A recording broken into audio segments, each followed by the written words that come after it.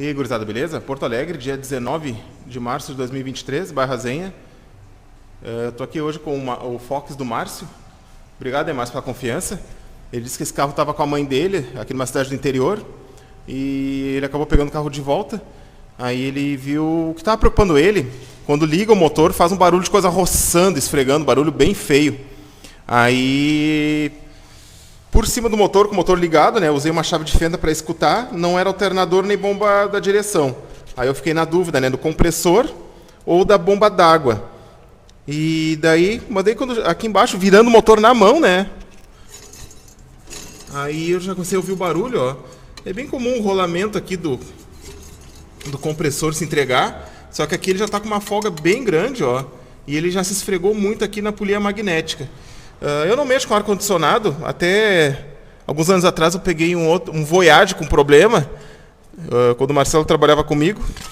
Aí a gente, como era bem inicial, só fazia ronco, não tinha folga nenhuma, aí a gente sacou a polia, tirou ela e trocou o rolamento. Só que aqui, como tem essa folga muito grande, eu achei melhor ele levar direto com quem mexe com ar-condicionado, né? Porque talvez tenha que dar um passezinho nessa polia, mexer de novo, tem que ver se não danificou mais. Aí eu achei melhor não mexer. O que eu vou fazer? Eu vou deixar sem a correia do alternador, porque vão ter que tirar mesmo de novo, colocar, né, essa correia elástica aqui pequena. Vou deixar sem essa correia.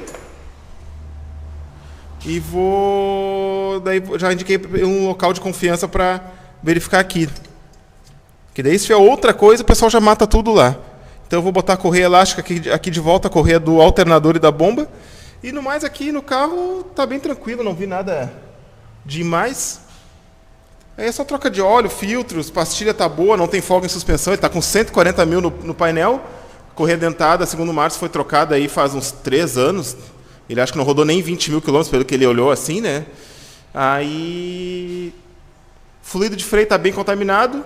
O aditivo do radiador, eu medi com o termodensímetro, está bem bom ainda, não tá com ferrugem, tá ainda com aditivo. Aí o que eu vou fazer então? Deixar o fluido de freio drenando aqui, as rodas da frente, deixar o sangrador aberto. Eita, bem duro aqui. Para ele não contaminar o fluido novo depois. Seco as rodas dianteiras e depois eu faço a sangria nas 4 rodas.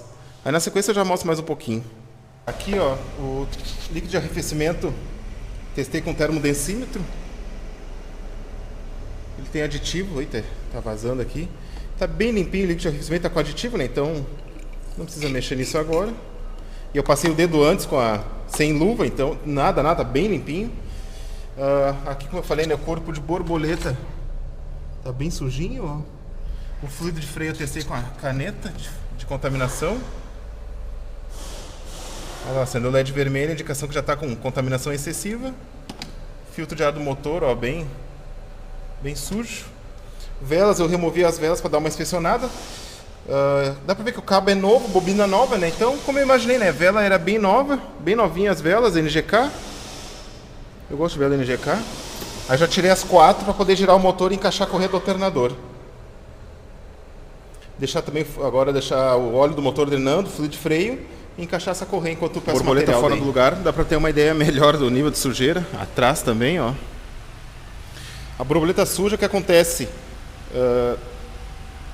Das duas, uma, ela começa a enlouquecer a marcha lenta, porque a injeção vai ficar tentando fechar ela para o padrão de fábrica, só que tem essa sujeira na borda interna, então a marcha lenta começa a cair, oscilar, ou ela vai compensar, vai abrir para compensar, só que o potenciômetro aqui dela vai informar que ela está aberta, e a injeção vai entender que se está aberta tem que mandar mais combustível, aí o consumo também aumenta. Então, para manter um perfeito funcionamento, baixo consumo, é bom limpar ela periodicamente, aí, ver qual o estado e fazer uma limpezinha nela. Aí, agora sim, ó, corpo de borboleta limpinho. Deu uma limpada por fora também, mais pra... já que tá aqui, né, limpa por fora também. Aqui esse tubinho tem que estar desentupido. Tá aí então, ó. Não tem problema abrir a borboleta manualmente, né? Só não pode forçar ela se estiver energizada. Se estiver energizada pode acabar danificando, mas assim não tem problema. Então tá aguardando chegar o restante de material. Então tá, aguardando chegar o restante de material, né? A borboleta ali, filtro de ar eu tinha um aí já. Instalei as velas, botei a correia elástica. fazer a sangria do fluido de freio nas 4 rodas. Como eu falei, né? Tirei o fluido velho das rodas dianteiras para não contaminar o fluido novo. O fluido com o tempo ele vai absorvendo umidade e esse excesso de umidade pode acabar danificando cilindro mestre, pistão. Se tiver ABS, vai danificar o módulo de ABS, que é o que a gente está pegando bastante aí, que o pessoal ainda não tem a cultura de trocar fluido de freio e danifica a central do ABS. Esse aqui não tem ABS, mas de qualquer maneira, né, ele pode acabar danificando o cilindro mestre, o fluido acaba absorvendo muita umidade e ele ferve mais facilmente se começar a ser muito exigido o freio. Então a gente deve fazer essa troca periódica, testa com a canetinha ou faz a troca a cada 2 anos. Agora fazer a sangria nas 4 rodas, para as 4 ficarem com fluido novo. Agora fazer aqui, ó, vamos abrir uma, não tem ordem de sangria.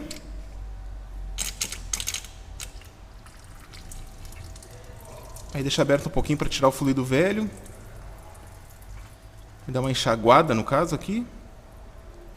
Ele está ficando bem amarelo o fluido. Que a gente está usando o Tirreno DOT 4, ele é um fluido amarelo. Aí bem amarelinho, bem transparente. Fechou. Agora vamos para as outras rodas. Não tem ordem, né?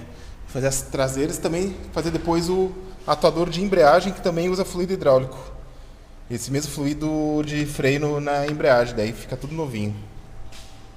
O restante do material aqui. O óleo eu vou usar o Avoline 5W40 sintético. 5W a viscosidade com ele frio e 40 com ele quente. Não precisa ser o óleo aquele da Shell, Volkswagen, né? Esse aqui trocando direitinho atende perfeitamente. Esse motor só tem que trocar o prazo de troca de óleo.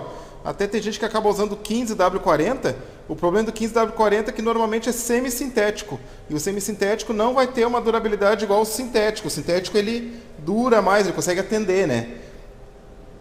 Se com o sintético, às vezes esse motor já incomoda a questão de pressão de óleo, desgaste, imagina usando um semi. Então tem que tomar cuidado só isso.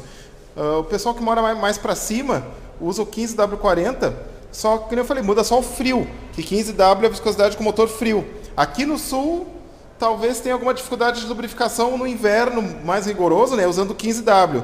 De qualquer maneira, o indicado no manual é o 5W40 e os outros óleos, o 20W50, 15W40, são óleos para emergência, que o manual até deixa usar em situação de emergência, mas trocar o quanto antes. Então usar o 5W40, né? Aqui o filtro de óleo Human. Vai entrar o filtro de óleo novo, filtro de combustível, KL237 da MAHLE, metal leve, ele é o filtro grande com o bico grande. Esse aqui é o filtro que saiu dele. Até tá filtrando ainda, aparentemente. Se bem que sujou um pouco, ó. Acho que não estava filtrando, não. O filtro de combustível ele fica aqui perto da roda traseira direita. Fica aqui, ó. O ideal é trocar ele a cada 10 mil quilômetros também, né? Porque senão ele para de filtrar, começa a passar sujeira, igual aqui está acontecendo. Eu até achei que não, né? Mas tá passando um pouquinho de sujeira. Tá aqui. O fluido de freio que eu usei foi o Tirreno DOT 4. Então tá, agora é só abastecer, trocar esse filtro de cabine e fazer o teste de rodagem. Aqui 4 litros de óleo 5W40 sintético, no motor 1.6, né? Esse aqui é 1.6. Quando é 1.0 é 3,5 litros.